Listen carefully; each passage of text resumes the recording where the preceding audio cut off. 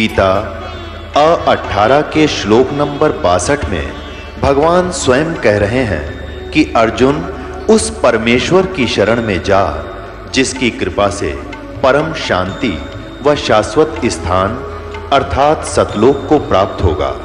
वो परमेश्वर कौन है, कहां है, कैसा है, जानने के लिए कृपया अवश्य सुनिए जगत गुरु तत्वदर्शी संत रामपाल जी महाराज के अमृत वचन। उस समय प्रेरणा करी थी शिव भगवान से, वो शिव मंडल से आए, क्योंकि ये 3 लोक के ये यहाँ के प्रबंधक हैं, लेकिन ये देते हैं वर्कडन, जैसा कर्म किया वैसा ही फल मिलेगा। और ये सब कर रहे हैं उस परमात्मा के ही आदेश तय, क्योंकि गीता अध्याय नंबर 15 के श्लोक नंबर 16-17 में स्पष्ट किया 3 पुरुष बताए हैं, सरपुरुष, अक्षर पुरुष। ये तो इनके अंतर्गत जितने प्राणी हैं वो भी नाशवान और ये भी नाशवान। उत्तम पुरुष है तो अन्य 17वें श्लोक में कहा, 15वें अध्याय में। और परमात्मा अत्युदारत है, यह लोक चर्यम आविश्य विवर्ती अवैश्वर है, जो तीनों लोकों में प्रवेश करके सबका धारण पोषण करता है, वो है सबका मालिक। जैसे संसार रूपी उल्टे लटके हुए वृक्ष की जो मूल हैं वो सबका पूरे वृक्ष की धारण पोषण करता है, तो मूल रूप सारे संसार की जड़ पूर्ण परमात्मा कबीर जी हैं, वो परम अक्षर ब्रह्म। तो सबका जैसा यथा उनका आवश्यकता है उनको देने वाला संस्कार वश वही है, लेकिन ये प्रबंधक हैं यहाँ के।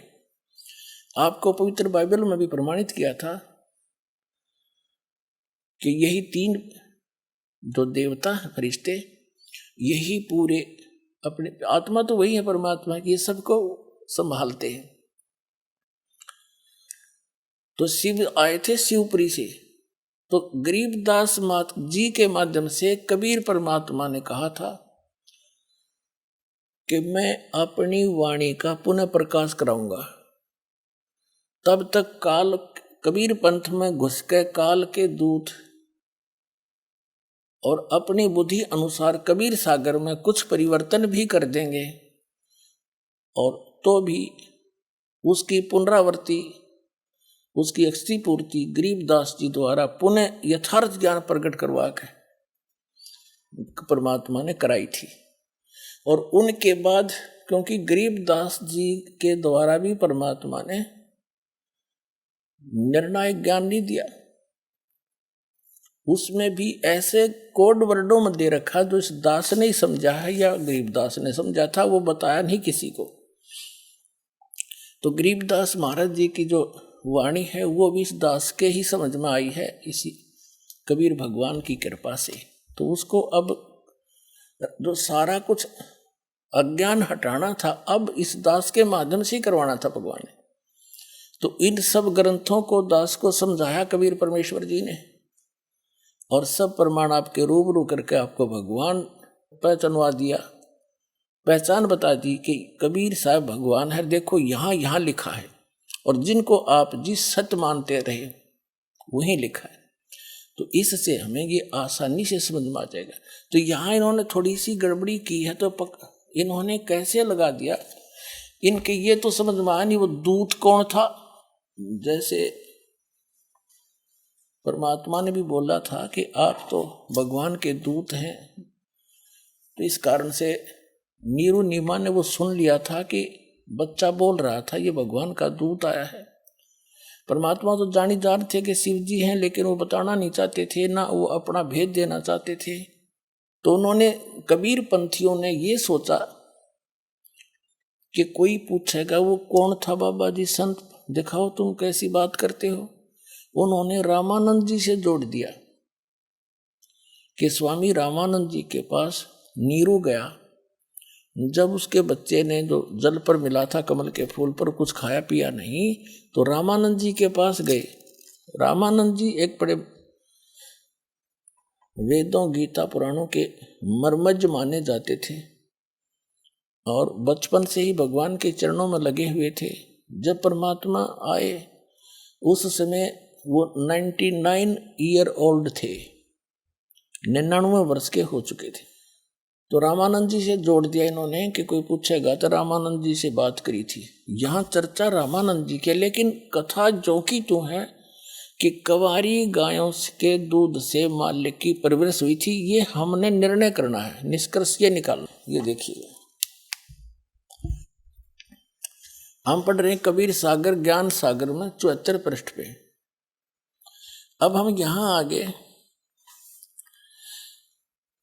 कि रामानंद ध्यान जब धारा जुल्हा सो एक तब वचन उचारा। हाँ, तब जुल्हा मन कीन तिवाना रामानंद सो कई उत्पाना। मैं सुत पायो बड़ा गुणवंता कारण कौन बखे नहीं संता। कि मुझे एक बहुत गुणवंत बच्चा मिला है, सुंदर अच्छा, लेकिन वो खा पी नहीं रहा है, संत जी क्या कारण है। रामानंद ध्यान तब धारा जुल्हा सो तब वचन उचारा। पूर्व जन्म ते ब्राह्मण जाति हरि सेवा की नी भली भांति। कुछ तव सेवा हरि की चूका ताते भयो जुल्हा का रूपा। प्रीति प्रभु गए तोर लीनी ताते उद्यान में सुत तो दीना लीना। अब नूरी नीरू कहता है, ये नूरी नहीं है, मिसप्रिंट है। हे प्रभु जस की नो तस पायो आरत, यानी संकट निवारण के अर्थ हो, आतुर आरत हो तो दर्शन आयो। सो कहिए उपाय गुसाई बालक अक्षुदा वंश भूखा है कुछ खाई। रामानंद युक्ति विचारा तुम सुत कोई ज्ञानी अवतारा। तेरा पुत्र जो है ये कोई ज्ञानी अवतार है, अच्छी आत्मा है। बछिया जाही बैल नहीं लागा, सोले ठाड करो ते ही आगा। रामानंद जी ने कहा कि एक बछिया लिया जिसको बैल ने टच ना किया हो, अर्थात कंवारी गायें। सोले ठाड करो ते ही आगा, उसके वहां लाकर खड़ी कर देना। दूध चले ते ठनते दूध ही धरो छिपाई। अक्षुदावंत जब होवे ताको ता कह देव खवाई। इसका अर्थ है कि बच्चिया ले आओ, फिर वह दूध देगी, उसको छुपा के रख लेना, भूखा हो जब खा लेगा। जुल्हा एक बच्चिया ले आवा, और चलो दूध कोई मर्म न पावा। चलो दूध जुल्हा हरसाना, राख छिपाई कहो नहीं जाना। सुन, ये तो आगे है। अब यहां कहते हैं दूध तब पीवत नाम कबीरा, और खिलत संग संत संग मत धीरा। अब कहने का भाव ये है, हमने सिर्फ इतना समझना चाहिए, हमने इतना ही पर्याप्त है कि परमात्मा जब आए उनकी परवरिश की लीला कंवारी गायों से हुई। गरीबदास साहिब जी ने क्या कहा, अनब्यावर को दूहत है दूध दिया तत्काल। कंवारी बछिया को दूहत है, आशीर्वाद दे दिया, और दूध दिया तत्काल। पीवे बालक ब्रह्म गति तासिव भय दयाल। 7 बार चर्चा करी, बोले बालक बैन।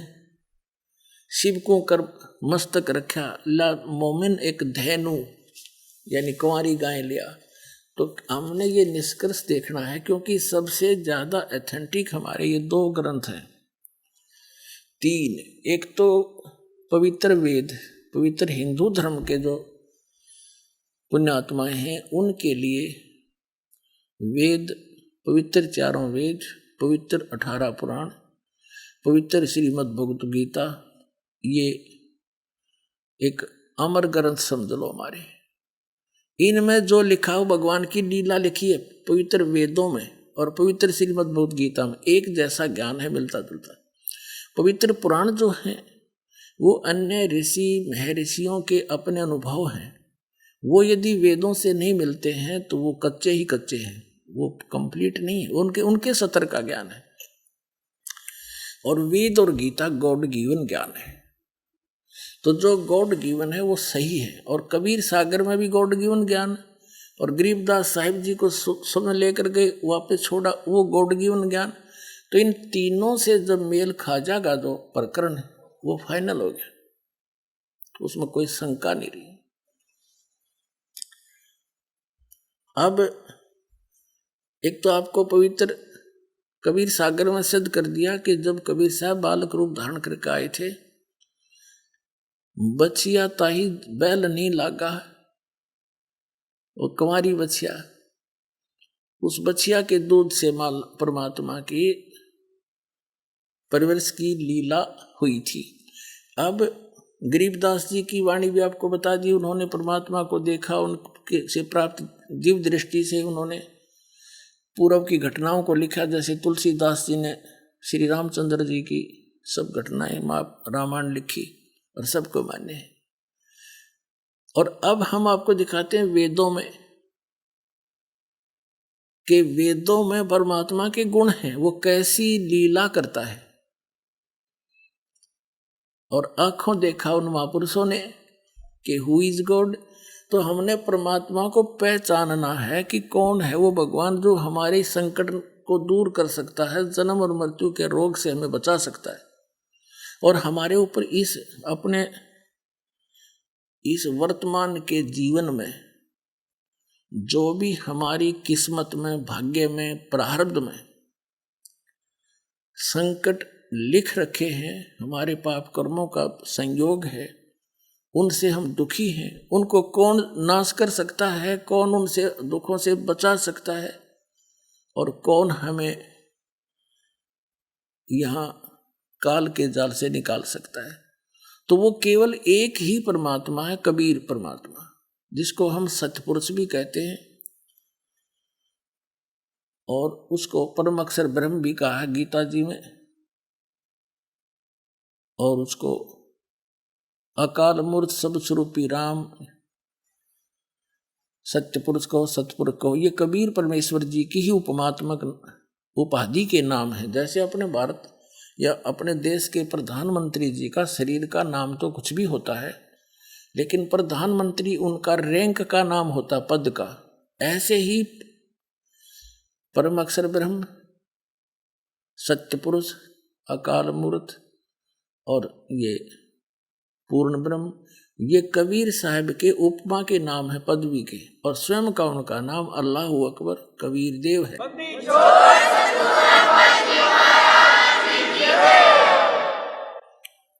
अब आपको दिखाते हैं पवित्र वेदों में, पवित्र वेद परमात्मा की महिमा का गुणगान करते हैं। और कबीर परमेश्वर जी ने 600 वर्ष पहले कहा था, वेद मेरा भेद है, मैं ना मिलूं वेदन के माही, और जौन वेद से मैं मिलूं वो वेद जानते नहीं।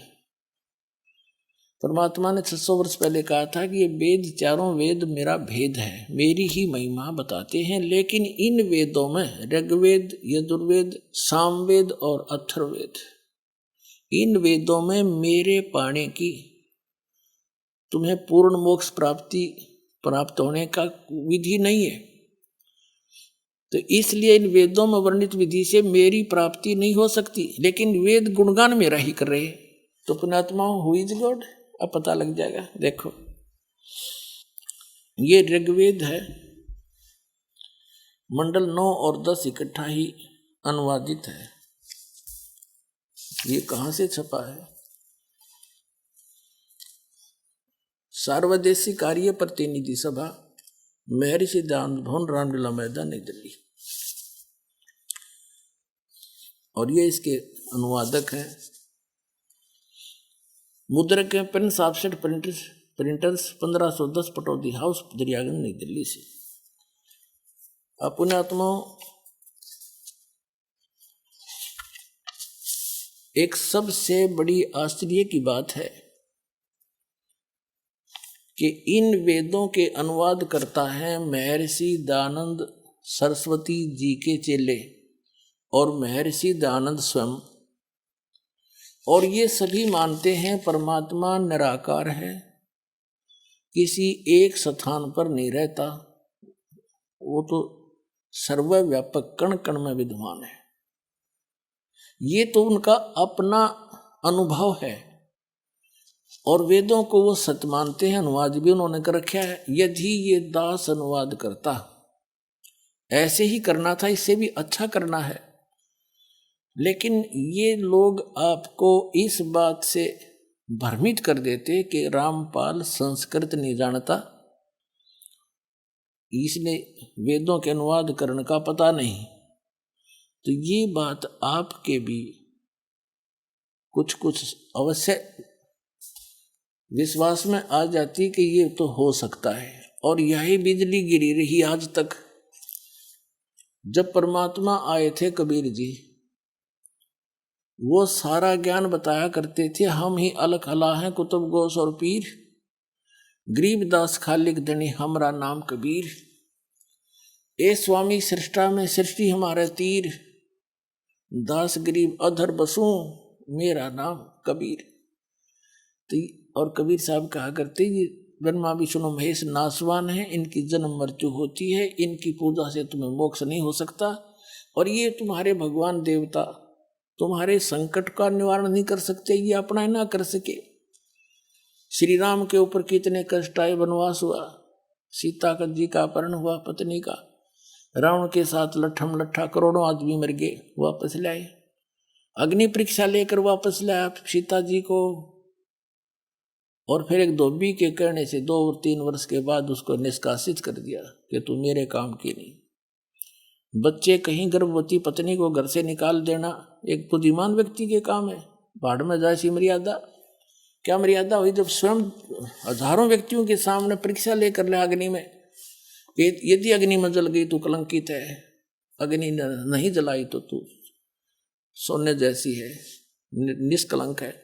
और नहीं जली थी सीता माता, और फिर भी एक धोबी के कहने थे, और उसको निकाल दिया कि मैं लोगों की जो है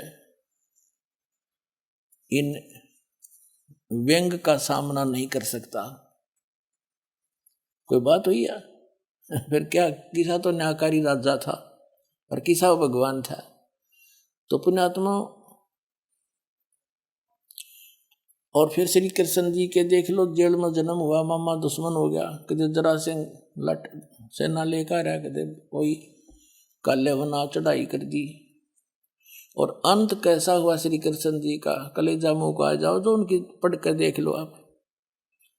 सारा परिवार उसके उनकी आंखों के आगे कट कर मर गया, पोते पाते जी न देख देख कर फूले नहीं समाओ थे, शांति से रह रहे थे, बड़ा मेरा खानदान चल गया, सामने कुलनाश हो गया उसका। तो परमात्मा कहा करते, जिनकी तुम पूजा करते हो ये अपने भी प्रारब्ध में परिवर्तन नहीं कर सकते, वो मैं हूं, वो परमात्मा। परमात्मा कहा करते, हम ही अलखला है कुतुब गौस और पीर। हे सृष्टि सृष्टा में हम, सृष्टि हमारे तीर, दास गरीब ऊपर रहता हूं, अदर बसूं ऊपर ऊर्ध्व स्थान पर, मेरा नाम कबीर, अवगत सत कबीर। तो उस समय इन संस्कृत भाषा के ज्ञाताओं ने इसी बात से हमें भगवान से दूर रखा कि कबीर साहब एक दुल्हा वर्ण में प्रगट है, और ये शिक्षा ग्रहण नहीं कर सका। ब्राह्मण ही एक वर्ण शिक्षा ग्रहण करने का अधिकारी था, संस्कृत के पढ़ने का, और नहीं पढ़ सकते थे। और वो ब्राह्मण लोग, गुरु लोग कहा करते थे, ऋषि आचार्य शंकराचार्य, के कबीर झूठा है, ये क्या जाने सदग्रंथों वेदों और पुराणों और गीता के गूढ़ रहस्यों को, और ये तो संस्कृत भाषा में लिखे। तो प्रत्येक आदमी के, उनके शिष्यों का भी ये पक्की होगी, कबीर साहब वेद नहीं जान सकते, यहीं फेल हो गए। अरे भगवान थे वो, इतना सुख दिया करते, 64 लाख से हुए थे, वैसे नहीं हुए, सबको सुख दिया था जब 64 लाख उनके चरणों में आए थे 600 वर्ष पहले। 64 लाख से ना कोई मीडिया था, ना कोई ऐसी पुस्तकें थी जो लिख के भेज दिया करते थे। तो उनको सबको आशीर्वाद दे देकर अपने शरणों में लगाए, उनको भक्ति से चार्ज किया परमात्मा ने, वाणी सुना सुना के ज्ञान दिया, उनके दुख दूर किए। तो उस दृष्टिकोण से तो वो मानने थे कि कबीर जी में कोई शक्ति है, लेकिन यह दिमाग में ना चढ़ेगी भगवान है, और जब तक भगवान नहीं मान लेंगे कबीर साहब को, हम पार नहीं हो सकते।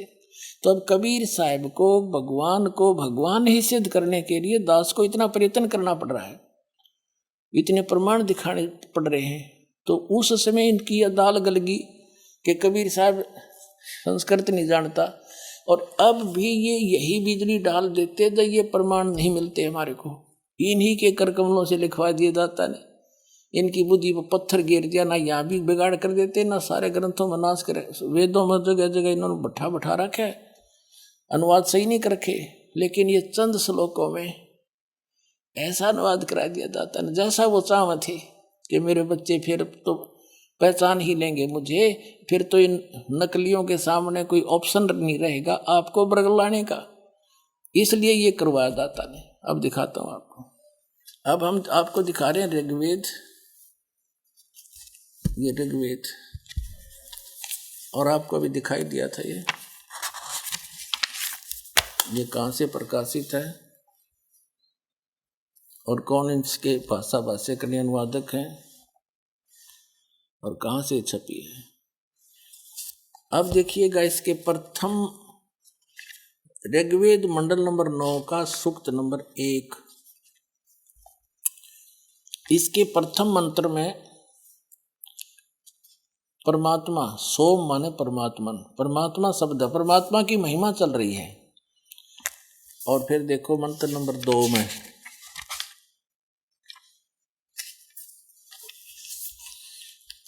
मंत्र नंबर 2 में ऋग्वेद मंडल नंबर 9 सूक्त 1 मंत्र 2 में हे परमात्मन आप, ठीक है। तीसरे में भी हे परमात्मन, चौथे में भी हे परमात्मन, पांचवें में भी हे परमात्मन, यही, और इसके छठे में भी हे परमात्मन। अब सातवें में इनका याद आ गया, अरे परमात्मा तो हमने निराकार बता रखा है, तो सारा परमात्मा की और आगे साकार सिद्ध हो रहा है। तो यहां उन्होंने पुरुष लिखना शुरू कर दिया 7वें में, और फिर 8वें में उस पुरुष को यहाँ ना लिखा, उस परमात्मा को यहाँ लिखना था, उस परमात्मा को उग्र गतियां प्रेरणा करती है, यानी और भासमान शरीर को वह पुरुष प्राप्त होता है। पुरुष माने परमात्मा। अब पुण्यात्माओं, ये इतना अड़ंगा अड़ा दिया इन लोगों ने, अज्ञान कर दिया, आपके हृदय में भर दिया अज्ञान ठोक ठोक के, और हजारों वर्षों से हम ये लोक वेद नावल सा पढ़ते आ रहे थे। अब उस पुराने रंग को हटाने के लिए पहले तो रेग मारा कर पेंटर, और फिर ओरिजिनल पेंट करता है। तो पहले दास चाहता है कि आपके हृदय में जो अविश्वास भरा हुआ है कि कबीर भगवान नहीं हो सकता, और जिनको आप मैं ऋषि मान्या करते, जिन ग्रंथों को आप सही मानते थे, उन्हीं में से दिखाना पड़ेगा कि पुरुष माने क्या है, ये क्या मानते हैं। पुरुष माने तो सीधा ही है परमात्मा होता है। जैसे गीता जी अध्याय नंबर 15 के श्लोक 16 और 17 में 3 पुरुष हैं, एक सर पुरुष यानी सर भगवान, एक अक्षर पुरुष अक्षर भगवान, और तीसरा उनसे अन्य है उत्तम पुरुष, पुरुष कहो ब्रह्म कहो। लेकिन यहां पुरुष माने पूर्ण परमात्मा की तरफ संकेत है। एक यजुर्वेद है, और इसी आर्य समाज के प्रवर्तक महर्षि दानंद जी का ही अनुवादित है। ये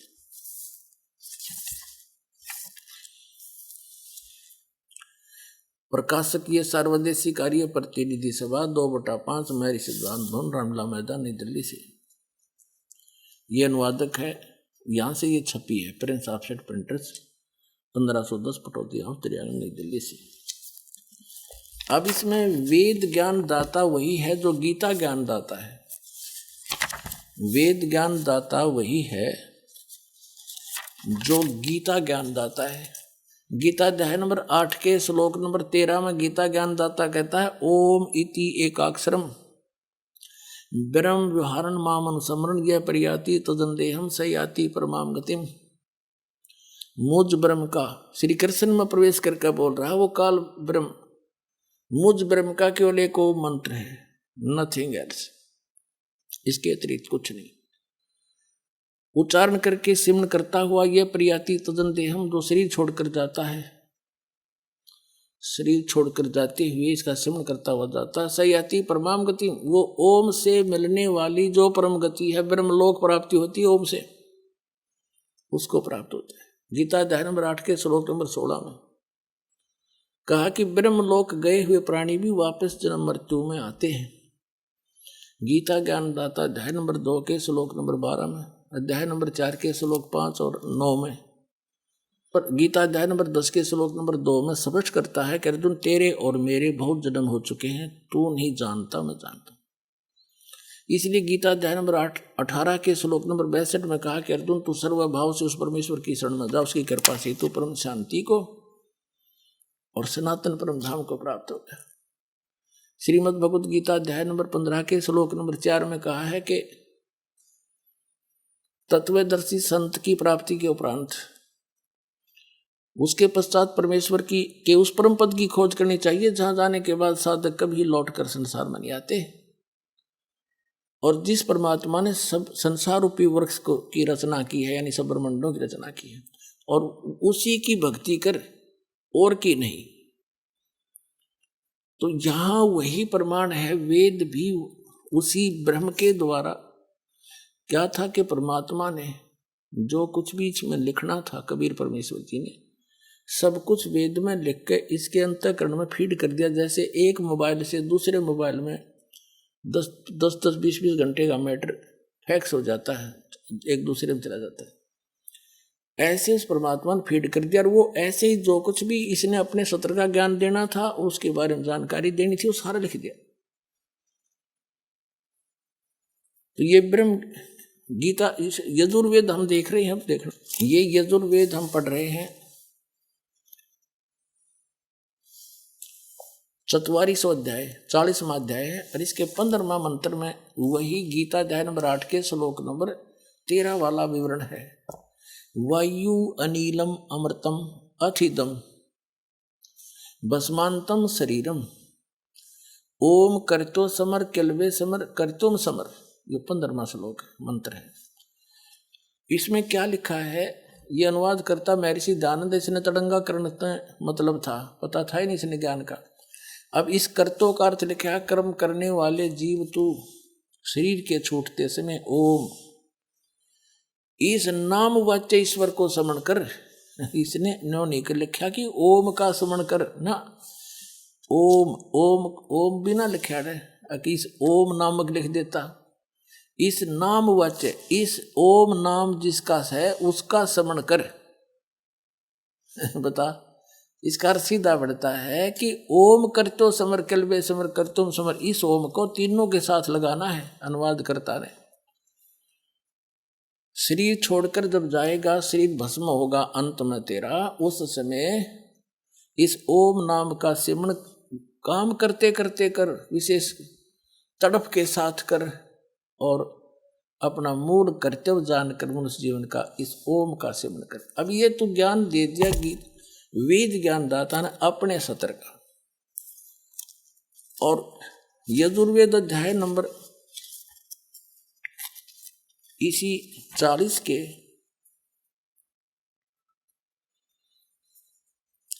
मंत्र नंबर 10 में स्पष्ट किया है, देखिएगा। जो गीता अध्याय नंबर 4 के श्लोक नंबर 34 में कहा कि अर्जुन उस तत्व ज्ञान को तू तत्वदर्शी संतों के पास जाकर समझ, उनको दंडोत प्रणाम करने से, कपट छोड़कर उनकी नम्रतापूर्वक उनसे प्रसन्न करने से वो तत्वदर्शी संत तुझे उस तत्व ज्ञान का उपदेश करेंगे। तो यहाँ उसी का है जो का तो रेफरेंस है। देखो, वेद ज्ञानदाता कह रहा है 40वां अध्याय 10वां मंत्र, ये अनुवाद करता महर्षि दयानंद। इसने तड़ंगा करना तो मतलब था, फिर भी सच्चाई छुपी नहीं। हे मनुष्यों, जैसा हम लोग, अब मनुष्यों और हम लोग अलग अलग होया करें, बिना अकल की बातें। हे मनुष्यों, जैसे हम लोग कौन हो गया? मनुष्यों को संदेश दिया जा रहा है। धीराणा मन मेधावी योगी विद्वानों से जो वचन सुनते हैं, धीराणा माने तत्वदर्शी संतों से, ये लिखना था। चाहिए मेधावी विद्वान कह लो, योगी। धीराणा माने तत्वदर्शी संतों से जो वचन हम सुनते हैं, जो वे लोग हमारे प्रति विचक्षरे व्याख्यान पूर्वक कहते, विस्तार से कहते हैं, वे लोग संभवात संयोगजन्य कार्य से अन्यत एवं और ही कार्य व फल आहु कहते हैं। असंभवात माने उत्पन्न नहीं होने वाले कारण। इसका सीधा सा अर्थ है असंभवात माने उत्पन्न नहीं होता, संभवात माने उत्पन्न होता है। आविष्कार से ये बनता है कि कोई तो अन्य आहो, कोई तो कहता है कि परमात्मा जन्म लेता है, उत्पन्न होता है संभवात, और कोई कहता है असंभवात, वो जन्म लेता ही नहीं, निराकार है। कहते हैं इस सारे व्याख्यान को, इस बात को तुम भी सुनो। किससे सुनो कि हे मनुष्य लोगों, जैसे मेधावी योगी विद्वानों से यानी तत्वदर्शी संतों से जो वचन सुनते हैं कि वो सच्चाई बताते हैं, उनसे सुनो। कोई तो उत्पन्न होने वाला कहते हैं, कोई ना उत्पन्न होने वाला कहते हैं भगवान को। यथार्थ ज्ञान ये तत्वदर्शी संत बताते हैं, उनसे सुनते, इसको तुम उनसे सुनो। अब ये सिद्ध हो गया कि वेद ज्ञान दाता भी अपने आप को अल्पज्ञ कहता है कि वो तत्वदर्शी संत ही बताते हैं। वो तत्वदर्शी संत कौन सा ज्ञान बताते हैं? जो सच्चिदानंद घनब्रह्म अपने मुख से आकर बोलता है। गीता अध्याय नंबर 4 के श्लोक नंबर 32 में स्पष्ट किया है कि सच्चिदानंद घनब्रह्म की वाणी में ये सभी धार्मिक यज्ञों यानी अनुष्ठानों की जानकारी विस्तार के साथ की गई है, और उसमें बड़ा विस्तृत विवरण है, वो तत्व ज्ञान है। फिर चौथे अध्याय के 34वें श्लोक में कहा कि उस तत्व ज्ञान को तू अर्जुन तत्वदर्शी संतों से जाके पूछ। यानी गीता ज्ञान दाता भी असमर्थता व्यक्त कर रहा है कि मैं नहीं जानता उस तत्व ज्ञान को। तो पुण्यात्माओं, वो तत्वदर्शी संत ये दास बना के भेज रखा कबीर भगवान ने। अरे अपना काम बना लो, अग्रम मगरम छोड़ दो।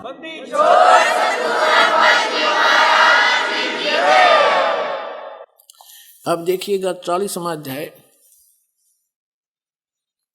इसमें हमने 15वां श्लोक मंत्र पढ़ लिया कि ये यहाँ तो वेद ज्ञान दाता अपने विषय बता रहा है। फिर यहाँ आगे हम 40वें अध्याय के 70वें मंत्र में, यहाँ वेद ज्ञान दाता कह रहा है, हे मनुष्यों, जिस ज्योति स्वरूप रक्षक मुझ से अविनाशी यथार्थ कारण के आच्छादित मुख के तुल्य उत्तम अंग का प्रकाश किया जाता है, जो वह सूर्य व प्राण व सूर्य मंडल में पूर्ण परमात्मा है। पुरुष माने पूर्ण परमात्मा। तो ये लेना था हमने यहाँ से।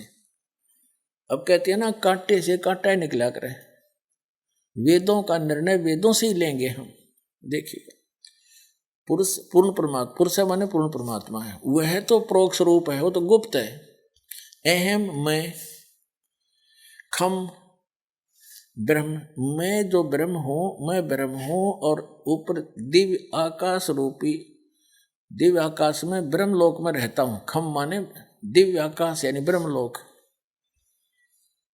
और ओम मेरा ऐसा, ओम ये सब का रक्षक मैं, उनका उसका ऐसा ओम जानो, ओम नाम जानो। इन्हें रंगा कर रखा था। इसमें ओम खम ब्रह्म अहम सो असो अहम, पुरुष माने परिपूर्ण परमात्मा। इस 2 मंत्रों का सीधा सा अर्थ बनता है कि पहले तो इसने अपने विषय में बताया कि मेरा ब्रह्म का ओम नाम है, और वो परमात्मा गुप्त है, प्रोक्ष है, अवगत है, अविगत, उसकी गत कोई नहीं जानता। और उसकी वो तो गुप्त है, और पुरुष माने परमात्मा है, और मैं खम ब्रह्म, मैं ब्रह्मलोक में रहता हूं। अब जैसे देवी भागवत में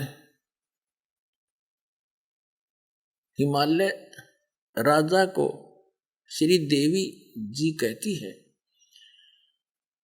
कि राजन, तो सब बातों को छोड़ दे और किसी की पूजा मत कर, इवन मेरी भी। उस ब्रह्म की पूजा कर, ओम उसका नाम है, उसका जप कर, उसके जप से ब्रह्म को पाने का उद्देश्य रख, ओम नाम का जप कर, उस ब्रह्म को पा जाओगे। वो ब्रह्म दिव्य ब्रह्म लोक में रहता है, दिव्य आकाश में। या खम अहम ब्रह्म जो है, यो कहता मैं ब्रह्म दिव्य खम्ब, उस दिव्य आकाश रूप ब्रह्म लोक में रहता हूं।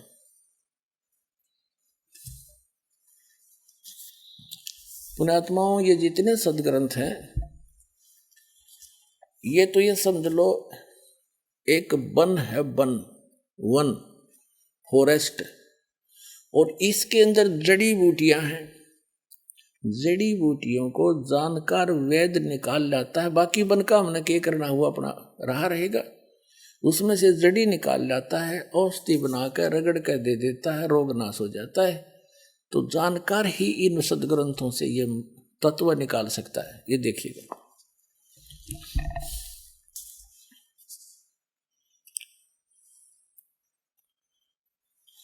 ये कहां से प्रकाशित है? संपादक हनुमान प्रसाद पोदार, चिमनलाल गोस्वामी।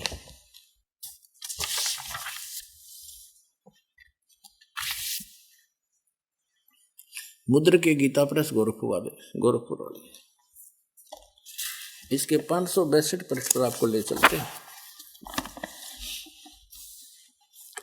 ये 7वां स्कंद है और ये संक्षिप्त देवी भागवत 562 पृष्ठ से हम शुरू करते हैं।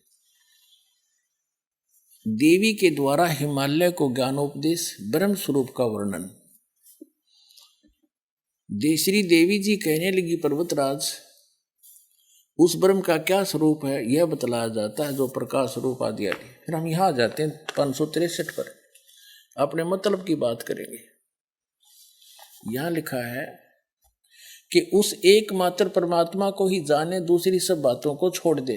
अपनी पूजा को भी छोड़ने के लिए देवी कह रही है। यही अमृत रूप परमात्मा के पास पहुंचाने वाला पुल है। संसार सागर से पार होकर अमृत स्वरूप परमात्मा को प्राप्त कराने का यही एक सुलभ साधन है। जिस प्रकार, ये छोड़ दें, इस आत्मा का ओम के जप के साथ ध्यान करो। इससे अज्ञान में अंधकार से सर्वथा परे और संसार सागर समुद्र से उस पार जो ब्रह्म है उसको पा जाओगे, तुम्हारा कल्याण हो। ओम नाम का जाप कर और ब्रह्म की प्राप्ति के लिए उद्देश्य रख, उसको प्राप्त कर लोगे। वो कहाँ रहता है? ये देखिए, वह है यह सबका आत्मा ब्रह्म, ब्रह्मलोक रूप दिव्य आकाश में स्थित है। अब जैसे ये महर्षि दानव अटपट मार रहा है, अहम वो मैं हूँ, वो वैसे है, जो मेरा नाम, उसका सीधा अर्थ है कि खम ब्रह्म अहम। खम ब्रह्म यानी वो ब्रह्म, ये आपने पढ़ लिया।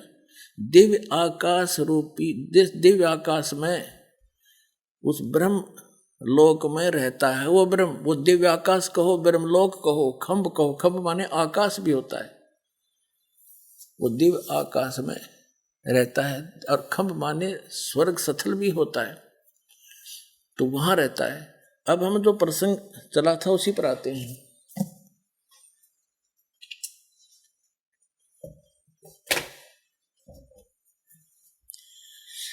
अब हमने यहां से लेना था पुरुष माने परमात्मा, और ये वेद ज्ञान दाता ब्रह्म है। ये कहता मैं ब्रह्म हूं, अहम खम ब्रह्म, और ओम खम ब्रह्म अहम, मैं ब्रह्म हूं, मेरा ओम नाम है। ब्रह्मलोक दिव्य रूपी आकाश में रहता हूं, दिव्य आकाश रूपी ब्रह्मलोक में रहता हूं। और वो परमात्मा गुप्त है, वो तो प्रोक्ष है। पुरुष माने पूर्ण परमात्मा होगी सिद्ध। अब हम फिर लेते हैं यजुर्वेद को, ना इसको ऋग्वेद को। ऋग्वेद ये देखिएगा, मंडल नंबर 9, 10 इकट्ठा ही अनुवाद है। ये आपको दिखाया था, वही प्रकाशक हैं, ये अनुवादक हैं, ये इसके मुद्रक हैं। अब इसके हम फिर आ जाते हैं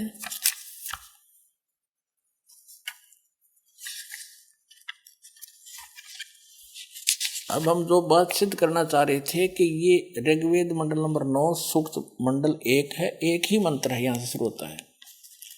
इसमें भी इन्होंने अमर सोमान अमर परमात्मा भी है, ये देखो सोमान परमात्मा, तो परमात्मा की महिमा चली है। ऋग्वेद मंडल नंबर 9 सूक्त 1 के मंत्र 2 में भी परमात्मा, हे परमात्मन, 3 में भी हे परमात्मन, 4 में भी हे परमात्मा, परमात्मा जिक्र है, 5 में भी हे परमात्मा, और यहाँ 6ठे में भी फिर हे परमात्मा, और 7वां में शर्मा गए। यहाँ पुरुष लिखना शुरू कर दिया क्योंकि आगे साकार परमात्मा का वर्णन आ रहा था। और 8वें में भी यहाँ उस पुरुष को, उस पूर्ण ब्रह्म को, अब पुरुष माने वो पूर्ण परमात्मा लिख रहा है। यजुर्वेद अध्याय नंबर 40 के मंत्र नंबर 17 में अपने कर कमलों से दयानंद जी अनुवाद कर रहे हैं और लिख रहे हैं पुरुष माने पूर्ण परमात्मा। तो यहाँ पुरुष माने हम पूर्ण परमात्मा लेंगे। उस पूर्ण परमात्मा को उग्र गतियां प्रेरणा करती हैं, और भासमान शरीर को वह पुरुष, वो परमात्मा प्राप्त होता है। ये तो भासमान थे, इनकी अपनी सोच है। क्या इसका अर्थ क्या है कि जिसमें, जैसे गीता जी के अंदर लिखा है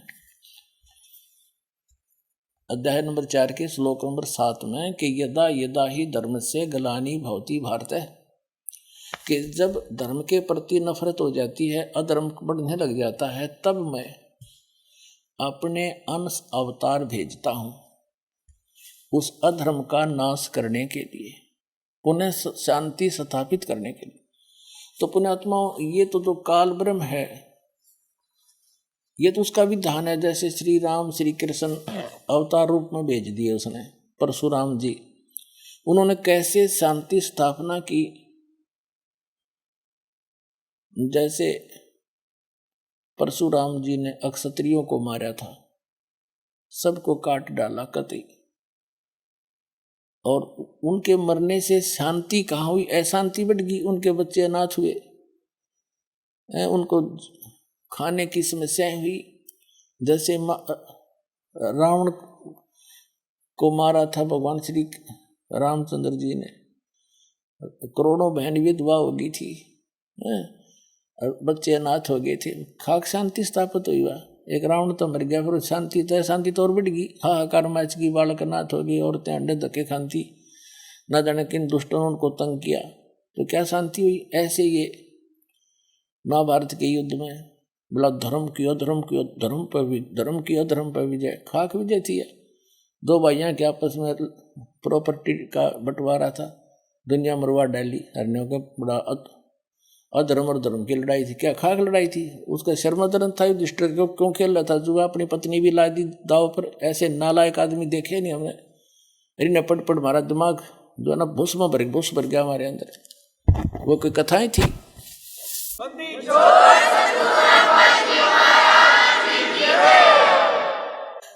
लेकिन ये तो है उस काल ब्रह्म के सत्र के भगवानों का शांतिकरण स्थापित करने का तरीका। ये तो दूनी आग लगा देते हैं, और ये पूर्ण परमात्मा आते हैं जब शांति स्थापित करते हैं।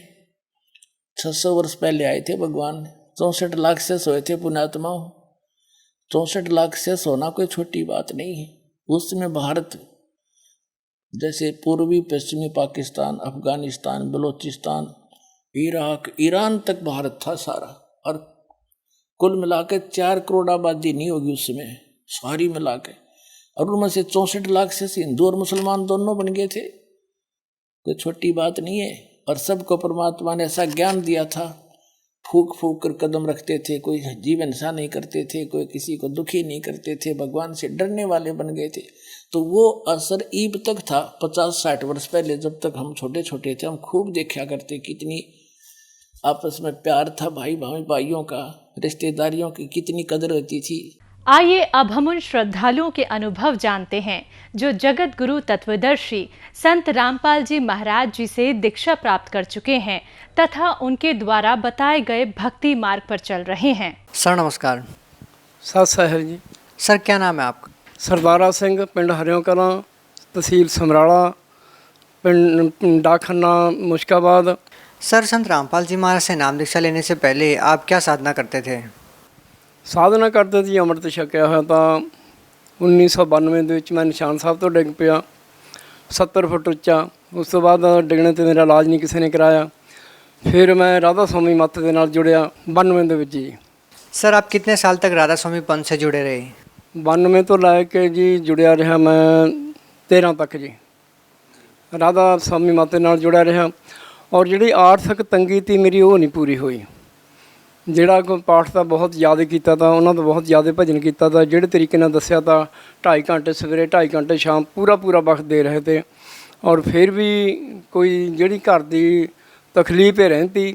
ਔਰ ਖੇਤੀ ਕਰਦਾ ਤਾਂ ਮੈਂ, ਮੇਰੇ ਡੰਗਰ ਮਰ ਜਾਂਦੇ ਤੇ 15 ਮੈਸਾਂ ਤੇ 4 ਗਊਆਂ ਮੇਰੀਆਂ ਮਰੀਆਂ, ਜਿਹਦੇ ਨਾਲ ਮੇਰੀ ਹੋਰ ਵੀ ਆਰਥਿਕ ਤੰਗੀ ਤੀ ਜਿਹੜੀ ਉਹ ਜ਼ਿਆਦਾ ਵੱਧ ਗਈ। सर आप लगभग 24 साल तक राधा स्वामी पंथ में रहे, उसके बावजूद आप लोगों को आर्थिक मानसिक परेशानियों का सामना करना पड़ा। सर इसके पीछे आप क्या कारण मानते हैं? ਕਾਰਨ ਦਾ ਕੋਈ ਪਹਿਲਾਂ ਤਾਂ ਪਤਾ ਨਹੀਂ ਲੱਗਿਆ। ਫਿਰ ਉਸ ਤੋਂ ਬਾਅਦ ਗਿਆਨ ਗੰਗਾ ਕਿਤਾਬ ਮੇਰੇ ਦੋਸਤ ਨੇ ਮੈਨੂੰ ਦਿੱਤੀ, ਮੈਂ ਪੜ੍ਹੀ। ਪੜ੍ਹਨ ਤੋਂ ਬਾਅਦ ਮੈਨੂੰ ਪਤਾ ਲੱਗਿਆ ਵੀ ਸੰਤ ਰਾਮਪਾਲ ਜੀ ਮਹਾਰਾਜ ਸਤਿਗੁਰੂ ਬਰਵਾਲੇ ਦੇ ਵਿੱਚ ਆਏ ਹੋਏ ਨੇ, ਵੀ ਉਹਨਾਂ ਤੋਂ ਨਾਮਦਾਨ ਤੁਸੀਂ ਲਓ, ਉਹਨਾਂ ਦੇ ਜਾ ਕੇ ਦਰਸ਼ਨ ਕਰੋ, ਸਤਸੰਗ ਸੁਣੋ। ਫਿਰ ਮੇਰੇ ਘਰ ਟੈਲੀਵਿਜ਼ਨ ਲੱਗਿਆ ਤਾਂ ਮੈਂ ਉਹਨਾਂ ਦਾ ਸਤਸੰਗ ਸੁਣਨ ਲੱਗਿਆ ਅਤੇ ਕਿਤਾਬ ਵੀ ਪੜ੍ਹਦੀ। ਪੜ੍ਹਨ ਤੋਂ ਬਾਅਦ ਮੇਰਾ ਬਹੁਤ ਮਨ ਕੀਤਾ ਕਿ ਮੈਂ ਆਪਣੇ ਦੋਸਤ ਨੂੰ ਨਾਲ ਲੈ ਕੇ ਬਰਵਾਲੇ ਚਲੇ ਗਏ। ਬਰਵਾਲੇ ਜਾ ਕੇ ਉਹਨਾਂ ਦਾ ਸਤਸੰਗ ਸੁਣਿਆ। ਸਤਸੰਗ ਸੁਣਨ ਤੋਂ ਬਾਅਦ ਅਸੀਂ ਨਾਮਦਾਨ ਲੈ ਲਿਆ। ਨਾਮਦਾਨ ਲੈਣ ਤੋਂ ਬਾਅਦ ਇੱਕ ਪ੍ਰੇਤ ਵਾਧਾ ਥੀ ਮੇਰੇ ਮਗਰ, ਜਿਹੜੀ ਕਿ ਮੈਨੂੰ ਬਹੁਤ ਸਤਾ ਰਹੀ ਸੀ। ਉਹ ਵੀ ਜਿਸ ਦਿਨ ਤੋਂ ਮੈਂ ਨਾਮਦਾਨ ਲੈ ਲਿਆ, ਉਸ ਤੋਂ ਬਾਅਦ ਮੁੜ ਕੇ ਅੱਜ ਤੱਕ ਕਦੇ ਵੀ ਉਹ ਚੀਜ਼ ਨੇ ਵਾਧਾ ਨੇ ਮੈਨੂੰ ਤੰਗ ਨਹੀਂ ਕੀਤਾ। ਔਰ ਹੁਣ ਤੱਕ ਮੇਰੀ ਜਿਹੜੀ ਆਰਥਿਕ ਤੰਗੀ ਸੀ ਔਰ ਮੇਰਾ ਸਰੀਰ ਵੀ ਬਹੁਤ ਤਕਲੀਫ ਦੇ ਵਿੱਚ ਰਹਿੰਦਾ। ਨਿਸ਼ਾਨ ਸਾਹਿਬ ਤੋਂ ਡਿੱਗਣ ਕਰਕੇ ਮੇਰਾ ਰੀੜ੍ਹ ਦੀ ਹੱਡੀ 4 ਜਗ੍ਹਾ 'ਤੇ ਕਰੈਕ ਤੀ। ਇੱਕ ਮੇਰਾ ਪੈਰ ਦੇ 30 ਪੀਸ ਹੋਏ ਨੇ, ਜਿਹੜੇ ਕਿ ਹੁਣ ਮੇਰਾ ਪੈਰ ਤਾਂ ਦੁਖਦਾ ਬਹੁਤ, ਪਰ ਰੀੜ੍ਹ ਦੀ ਹੱਡੀ ਵੱਲੋਂ ਮੈਂ ਠੀਕ ਹਾਂ। ਜਾਣੀ ਹਾਂ ਤੁਰ ਕੇ ਜਾ ਸਕਦਾ, ਸਾਈਕਲ ਚਲਾ ਲੈਂਦਾ। ਅਤੇ ਇਹ ਮੇਰੇ ਸਰੀਰਕ ਤੌਰ 'ਤੇ ਮੇਰਾ ਆਪਣਾ ਫਾਇਦਾ।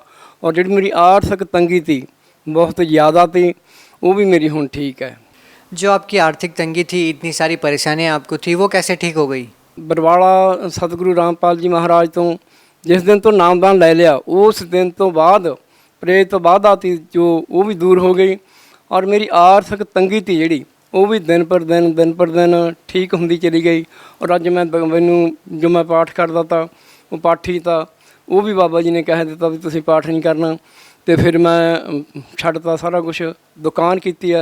हुण दुकान के उत्ते उहदे नाल मेरा बहुत वधिया गुजारा चल रहा और बहुत वधिया आर्थिक तंगी मेरी मैनूं सता नहीं रही। जिस तरह मैनूं पहलां तंग था, मैं हुण नहीं ठीक हाँ। वैसे हुण सर आप राधा स्वामी पंथ में 24 साल तक भक्ति करने के बाद गुरु बदला है, अब आप संत रामपाल जी महाराज जी के शिष्य हैं और कहा जाता है कि गुरु नहीं बदलना चाहिए, गुरु बदलना तो पाप होता है। क्या आप मानते हैं आपने सही किया गुरु बदल के? गुरु बदलना ठीक है। जैसे एक डॉक्टर के पास आप जाने बीमारी ठीक कराने वास्ते, वो डॉक्टर सही इलाज नहीं कर रहा, तो गुरु तो पहला भी मैं बदल लिया था जो राधा स्वामी मत नूं धारण किया। तो उदों भी मैं यही समझदा था भी डॉक्टर तो जिस तरह ठीक नहीं हो रही सेहत, दूसरा डॉक्टर बदल लिया। इस तरह मैं हुण भी कहा भी जे एक डॉक्टर के कोल सेहत नूं ठीक आराम डॉक्टर नहीं दे रहा, तो कोई गुरु बदल लेना ये डॉक्टर के समान ही है, तो उहदे विच कोई पाप नहीं है। क्या अब आप मानते हैं कि आपको सही डॉक्टर मिला है? क्या संत रामपाल जी महाराज जी के अलावा भी कोई डॉक्टर है? नहीं, मेरे मुताबिक इस टाइम तक जो पहला शास्त्र वेदां दे विच लिखिया होया नाम था, ना सानू नाम मिलिया था और ना ही साडी कोई आर्थिक तंगी थी जिहड़ी दूर हुंदी थी। वेदां शास्त्रां मुताबिक जो नाम महाराज जी संत रामपाल दे रहे ने सतगुरु जी, ये नाम ठीक है। नाम जदों असीं नाम जपदे हैं बैठ के, तो साडी जिहड़ी हाज़री है महाराज दे दरबार दे विच लगदी है। तो परमेश्वर साडियां तंगियां ने जिहड़ियां आर्थिक तंगियां सरीरक तौर पर कोई बीमारी है, ये भी साडी दूर हुंदी है। सर आपने कहा कि जब किसी एक डॉक्टर से इलाज ना हो तो दूसरा डॉक्टर बदल लेना चाहिए। संत रामपाल जी महाराज जी को आप लाइक एक डॉक्टर मानते हैं, क्या दवाई देते हैं संत रामपाल जी महाराज जो आपकी आर्थिक परेशानियां, मानसिक परेशानियां ठीक हो जाती है? जो वेद शास्त्र साडे कह रहे ने, जो उहदे विच नाम लिखे हुए ने परमेश्वर दे, जो कि नाम सानू दिंदे ने, ਉਹੀ प्रेत वादा ते उपर ने। और जिहड़ी साडी आर्थिक तंगी है, ਉਹੀ साडा नाम है, वो नाम जपियां ते साडी दूर हुंदी है। इदों बड़ा कोई डॉक्टर, जिस तरह मैं अपनी जिंदगी के तजर्बे मुताबिक कहाँ गल, ਤਾਂ ਇਹ ਸਭ ਤੋਂ ਉੱਤਮ ਹੈ। ਸੰਤ ਰਾਮਪਾਲ ਜੀ ਮਹਾਰਾਜ ਬਰਵਾਲੇ ਵਾਲੇ ਆਏ ਹੋਏ ਨੇ, ਇਹਨਾਂ ਦੇ ਕੋਲ ਹਰ ਇੱਕ ਵਿਅਕਤੀ ਨੂੰ ਇਹਨਾਂ ਦੇ ਸ਼ਰਨ ਦੇ ਵਿੱਚ ਚਲੇ जाना चाहिए जी। सर देखिए, सभी श्रद्धालु अपने गुरु को श्रेष्ठ मानते हैं। सभी कहते हैं हमारे गुरु जी सही भक्ति बताते हैं, हमारे गुरु जी सही भक्ति बताते हैं। ज़्यादातर जो संत रामपाल जी महाराज जी के शिष्य हैं वो राधा स्वामी पंथ से आए हुए हैं। अभी भी लाखों की संख्या में राधा स्वामी संत मंच से भक्त जुड़े हुए हैं। उनका मानना है सर कि वो सही भक्ति कर रहे हैं। आप कैसे कह सकते हैं कि राधा स्वामी पंथ में जो भक्ति बताई जा रही है वो सही नहीं है और जो संत रामपाल जी महाराज भक्ति विधि बता रहे हैं वो सही है? देखो जी, ये आपो अपना प्रैक्टिकल है। जो उन्होंने प्रैक्टिकल उन्होंने चंगा लगता वो उन्ना चिर चंगा कही जाते हैं। जे वो इधर आके देखणगे उन्होंने लाइफ है जो बदल जाएगी और फिर वो अपने आप कहेंगे कि हाँ संत रामपाल जी महाराज जो नामदान दीक्षा दे रहे हैं भी वो ठीक है। सर यहाँ पे देखने वाली ये बात है कि आप भी अपने गुरु को सही बताते हैं और राधा स्वामी संत मंत में भी अपने गुरु को सही बताते हैं। कहा जाता है कि एक समय में एक ही सद्गुरु होता है। अगर इस बात को डिफ़ाइन किया जाए या आम जन समाज के लोग अगर समझना चाहें कि कौन ठीक है और कौन गलत है, इसका फैसला कैसे हो? इस बात का फैसला तो जाके ही पता लगेगा। पर एक समय ਦੇ ਵਿੱਚ ਜਦੋਂ ਭਗਤ ਕਬੀਰ ਸਾਹਿਬ ਜੀ ਇਸ ਦੁਨੀਆ ਦੇ ਉੱਤੇ ਕਾਂਸੀ ਦੇ ਵਿੱਚ ਆਏ ਹੋਏ ਤੇ ਉਹਨਾਂ ਦੇ ਨਾਲ ਰਵਿਦਾਸ ਜੀ ਮਹਾਰਾਜ ਵੀ ਸੀਗੇ ਤੇ ਸੰਤ ਉਸ ਟਾਈਮ ਵੀ ਉਹਨਾਂ ਨੂੰ ਮਾੜਾ ਕਹਿੰਦੇ। ਅੱਜ ਵੀ ਲੋਕ ਇਸ ਸਮਾਜ ਦੇ ਜਿੰਨੇ ਲੋਕ ਨੇ ਆਪੋ ਆਪਣੇ ਪੰਥ ਦੀ ਸਭੀ ਮਨਾਉਂਦੇ ਟੇਕ। ਆਪਣੇ ਪੰਥ ਨੂੰ ਜਿੰਨਾ ਚਿਰ ਬੰਦਾ ਬਦਲ नहीं ਲੈਂਦਾ ਉਹਨਾਂ ਚਿਰ ਉਹਨੂੰ ਸੱਚ ਦਾ ਤੇ ਝੂਠ ਦਾ पता नहीं लग सकता। सर देखिए, ज़्यादातर संत परमात्मा कबीर साहब की वाणियों को आधार बनाकर सत्संग करते हैं। राधा स्वामी पंथ ले लीजिए या डेरा सच्चा सौदा सिरसा ले लीजिए या निरंकारी पंथ ले लीजिए या कोई भी सदगुरु हो, कोई भी संत हो या कोई भी धर्मगुरु हो, संत रामपाल जी महाराज जी भी कबीर साहब की वाणियों को, उनके ग्रंथों को आधार मानकर सत्संग करते हैं। सर आप लोगों को क्या ऐसा अलग लगता है संत रामपाल जी महाराज जी सही चीज़ बता रहे हैं और वो गलत बता रहे हैं? क्योंकि दोनों ही संत, दोनों ही धर्मगुरु कबीर साहब की वाणी को आधार मानते हैं। अब यहाँ पे फैसला कैसे हो कि कौन सही बोल रहा है, कौन गलत बोल रहा है? देखो जी, गल ये है भी पाठ गुरु ग्रंथ साहिब जी का मैं भी करता था। वो पढ़ते थे तो सानू पता नहीं ती लग रहा भी यह किस दे बारे लिखा है। जो ग्रंथ खोल के संत रामपाल जी महाराज ने दसे ने अज तक किसी ने दसे नहीं हैं। संत चाहे किड्डा ही होवे, संत का असीं समराले दे इलाके दे विच रहने आ, साडे नेड़े नेड़े संत बहुत ने।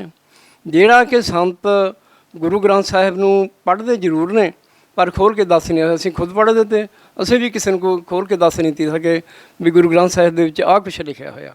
ना कबीर साहिब दे बारे, गुरु नानक साहिब की जिहड़ी बाणी है बहुत गुंझलदार बाणी है, उन्होंने समझ दे विच बिल्कुल नहीं आउंदी। श्री गुरु ग्रंथ साहिब में आप लोगों की गहरी आस्था है। श्री गुरु ग्रंथ साहिब में एक वाणी है, सोई गुरु पूरा कहावे जो दो अक्षर का भेद बतावे। अब यहाँ पे कहा यह गया है कि सच्चा सद्गुरु तो वही होता है जो दो अक्षर का भेद बताता है। आपके विचार में क्या संत रामपाल जी महाराज जी उन दो अक्षरों का भेद बताते हैं या राधा स्वामी संत मंत वाले बताते हैं? क्या कहना चाहेंगे? कहना तो यह चाहूँगा जी, उन्होंने कोल तां 5 नाम का अखर जो दे रहे ने ਉਹਦੇ ਵਿੱਚ संत रामपाल जी महाराज ने पढ़ के उन्हों का लिखिया होया सानू दिखा दिता कि पांचों नाम काल के जानो आदि नाम लै गुप्त रखाऊं। इस तरह का सलोक है कुछ। तो जिहड़ा सच्चा नाम है वो जिस तरह ग्रंथां दे विच दिता होया उस तरह संत रामपाल जी महाराज दे रहे ने और उसे नूं सच्चा नाम असीं कहांगे। बाकी तो अपने पंथ नूं हरेक आदमी चंगा कहंदा पर असीं देख लिया फिर के देखण दे नाल सानूं ये पता लग गया कि सच्चा नाम की है तो झूठा नाम की है। सर आप 24 साल तक राधा स्वामी संत मंत में रहे। आप अपने उन साथियों को, उन सत्संग प्रेमियों को क्या संदेश देना चाहेंगे जो अभी भी उस भक्ति को आधार मान के अपना जीवन वहाँ पे लगाए हुए हैं, ये सोच करके कि वो सही भक्ति कर रहे हैं? आप उनको क्या संदेश देना चाहेंगे? संदेश तो यही देना चाहूँगा भी जिस तरह मैं 24 साल इन्हां दी भगती करके इन्हां दा नाल सेवा करके ते पिछे हटना पिया, इस तरह ही आप सारे मेरी बेनती नूं सुनते हुए ते छड्ड के बरवाले आश्रम जाके नामदान दी भगती करन और अपना जीवन मोक्ष और जीवन मुक्ति का साधन सोचण, जिहदे कारण करके असीं जीवन धारिया, असीं जन्म लिया ਤੇ ਸਾਡਾ ਜਨਮ ਇਸੇ ਤਰ੍ਹਾਂ ਸੁਧਰੇਗਾ ਜੇ ਅਸੀਂ ਸੱਚੀ ਭਗਤੀ ਸੱਚੇ ਗੁਰੂ ਦੀ ਕਰਾਂਗੇ। ਜੇ ਸੱਚੇ ਗੁਰੂ ਦੇ ਕੋਲ ਅਸੀਂ ਨਹੀਂ ਜਾਵਾਂਗੇ ਤਾਂ ਗੁਰੂ ਤਾਂ ਬੇਅੰਤ ਨੇ, ਕੋਈ ਕਹਿਣ ਦੀ ਗੱਲ ਨਹੀਂ ਹੈ। ਹਰ ਇੱਕ ਆਪਣੇ ਆਪ ਨੂੰ ਵਧੀਆ ਕਹਿੰਦਾ, ਚੰਗਾ ਗੁਰੂ ਸੱਚਾ ਕਹਿੰਦਾ, ਪਰ ਸੱਚਾ ਨਾਮ ਕਿਸੇ ਗੁਰੂ ਦੇ ਕੋਲ ਹੈ ਨਹੀਂ, ਕੇਵਲ ਬਰਵਾਲੇ ਤੋਂ ਬਿਨਾਂ। ਸੰਤ ਰਾਮपाल जी महाराज सच्चा उपदेश दे रहे हैं। सर क्या जो आप भक्ति साधना कर रहे हैं, जो संत रामपाल जी महाराज जी ने आपको बताई है, क्या आप मानते हैं कि वह जो भक्ति साधना है वो बिल्कुल सही है, या अन्य किसी गुरु को आप अपना गुरु बना सकते हैं? नहीं, ये तो गल गलत है। हुण फिर के सारा कुछ देख लिया संतां दे कोल, ये नहीं हैगा भी असीं इन्हां दे कोल पहलां ही आ गए। ते जदों ਅੰਮ੍ਰਿਤ ਛਕਿਆ ਤਾਂ ਉੱਥੇ ਵੀ ਪੰਜਾਬ ਦੇ ਸੰਤ ਇਕੱਠੇ ਹੋ ਜਾਂਦੇ ਨੇ ਜਿੱਥੇ ਸਤਸੰਗ ਹੁੰਦਾ ਤਾਂ, ਤੇ ਆਮ ਸੰਤਾਂ ਦੇ ਵਿੱਚ ਜੇ ਬਿਆਸ ਜਾਂਦੇ ਤੇ ਤਾਂ ਵੀ ਉਹਨਾਂ ਨੇ ਆਮ ਸਾਰੇ ਭਗਤਾਂ ਦੀ ਬਾਣੀ ਉਹ ਦੱਸਦੇ ਤੇ ਵਿੱਚ।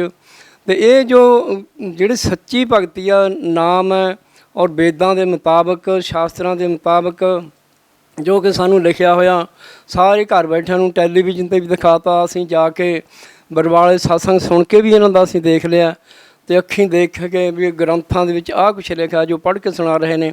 ਤੇ ਹੁਣ ਸਾਨੂੰ ਇਤਵਾਰ ਪੂਰਾ ਹੈ, ਇਸ ਤੋਂ ਵੱਧ ਕਿਸੇ ਨਹੀਂ ਜਾਵਾਂਗੇ, ਚਾਹੇ ਕੁਛ ਵੀ ਗੱਲ ਹੈ ਜੀ।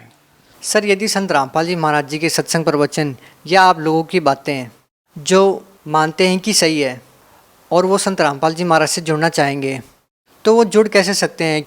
देखो जी, ਜਿਹੜਾ ਟੈਲੀਵਿਜ਼ਨ ਆਉਂਦਾ ਚੈਨਲ 'ਤੇ ਉਹਦੇ ਇੱਕ ਥੱਲੇ ਲਾਈਨ ਆਉਂਦੀ ਹੈ, ਉਹ ਲਾਈਨ ਦੇ ਮੁਤਾਬਕ ਸੰਪਰਕ ਕਰਨ, ਆਪਣੇ ਭਗਤਾਂ ਦੇ ਨਾਲ ਸੰਪਰਕ ਕਰਕੇ ਤੇ ਉਹ ਜਿਸ ਤਰ੍ਹਾਂ ਉਹਨਾਂ ਨੂੰ ਜਵਾਬ ਮਿਲੂਗਾ ਉਸ ਢੰਗ ਦੇ ਨਾਲ ਉਹਨਾਂ ਭਗਤਾਂ ਦੇ ਨਾਲ ਜੁੜਨ ਔਰ ਛੇਤੀ ਤੋਂ ਛੇਤੀ ਜਿੰਨਾ ਛੇਤੀ ਹੋ ਸਕੇ ਉਸ ਤਰ੍ਹਾਂ ਆਪਣਾ फ़ायदा उठाउण, अपने जीवन का लाहा लैण। सर आप संत रामपाल जी महाराज को सच्चा सदगुरु मानते हैं और कहते हैं कि उन्हीं के पास सही भक्ति विधि है। यदि संत रामपाल जी महाराज से नाम दीक्षा लेने के बाद भी किसी श्रद्धालु को लाभ ना मिले तो फिर वो श्रद्धालु क्या करे? ये तो हो नहीं सकती गल बई उस भगती जाए तो संत रामपाल जी महाराज जी कोल गया होवे और कोई भगती लाभ ना मिलिया होवे उन्हें। गल ये आ भी जे उन्हें भगती नहीं की, नाम की कमाई नहीं की, फिर वो कह सकता भी मैनू संत रामपाल जी कोल जाके मैनू फायदा नहीं होया। जे कोई सच्चे इरादे नाल सच्ची भगती नूं जिस तरह बाबा जी चलते फिरते उठते बहते दसते रहे, सहज भगती सहज मार्ग है और वो कोई औखा भी कम नहीं है, कोई 2.5 घंटे नहीं बैठना, कोई 3 घंटे नहीं बैठना, और फिर भी कोई कहे चलता फिरता मैनू फायदा नहीं है, ये गल मैं नहीं मानता।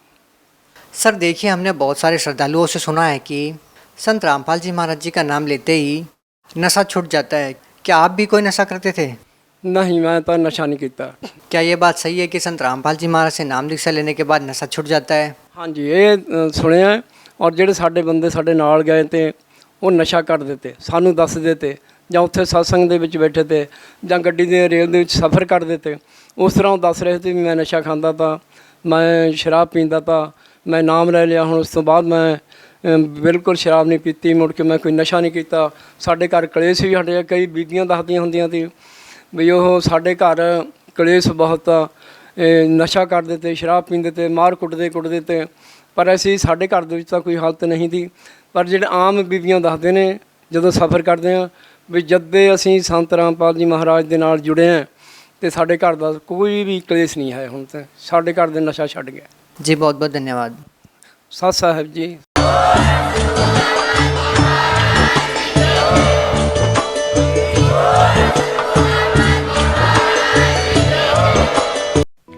आप सुन रहे थे जगत गुरु तत्वदर्शी संत रामपाल जी महाराज के मंगल प्रवचन। अधिक जानकारी के लिए संपर्क करें।